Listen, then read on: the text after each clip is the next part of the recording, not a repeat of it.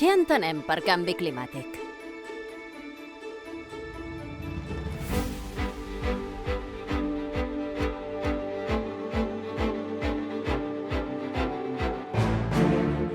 Avui dia, el canvi climàtic és en boca de tothom. Els mitjans de comunicació ens ensenyen les seves conseqüències, com la sequera o el desglaç dels pols. Hi ha protestes ciutadanes per reclamar solucions i s'organitzen reunions on hi participen els líders dels països de tot el món per arribar a acords per frenar-lo. El clima ha anat canviant al llarg de la història de la Terra. Fins ara, sempre havia estat per causes naturals, com va passar el 1815 amb l'erupció del volcà Tambora, a Indonèsia, que va provocar canvis puntuals al clima de tot el món.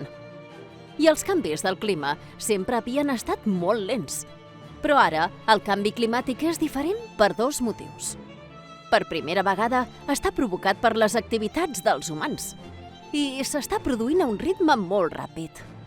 Els científics creuen que el canvi climàtic passa per l'escalfament global del planeta, és a dir, perquè la temperatura de la Terra està augmentant, any rere any, a un ritme que fins ara no havíem vist mai.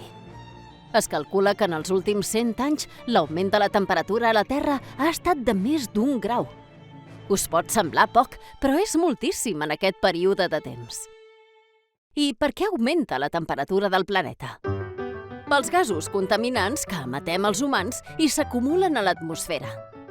L'atmosfera és la capa de gasos que envolta la Terra i, entre altres coses, evita que ens arribin les radiacions perjudicials del Sol. Els gasos contaminants que s'acumulen a l'atmosfera són principalment el diòxid de carboni i el metà, i tots dos han augmentat moltíssim. El diòxid de carboni s'emet al cremar combustibles fòssils com el petroli, que fem servir pels cotxes, avions i vaixells, o el carbó, que cremem a les fàbriques per tenir energia com l'electricitat. El problema és que en els últims segles cada vegada hi ha més trànsit i cada cop necessitem més energia que tenim de cremar combustibles fòssils. Per tant, hi ha més emissions de gasos i contaminació. A banda del diòxid de carboni, un altre dels gasos contaminants que provoca l'escalfament del planeta és el metà. L'ecoenigma. Sabries dir què allibera més metà a l'atmosfera? A. Les fàbriques. B. Els rots de les vaques. C. Els avions.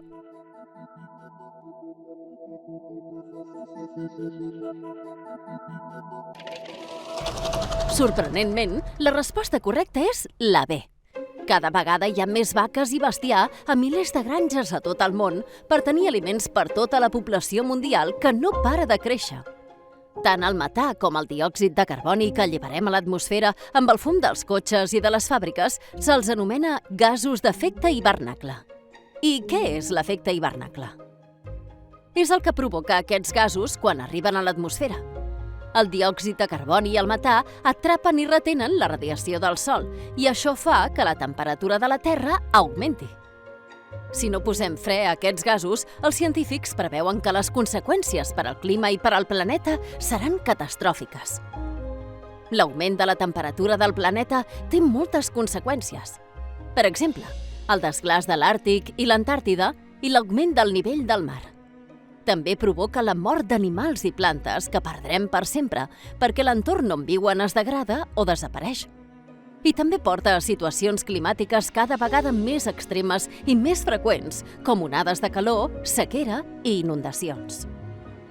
Les fàbriques contaminants, les aerolínies, els transports i els ramaders tenen molta feina a fer, però tu també pots ajudar-hi amb petites accions, com agafant més la bici que el cotxe o recordar d'apagar la llum quan surts de l'habitació per no malgastar energia.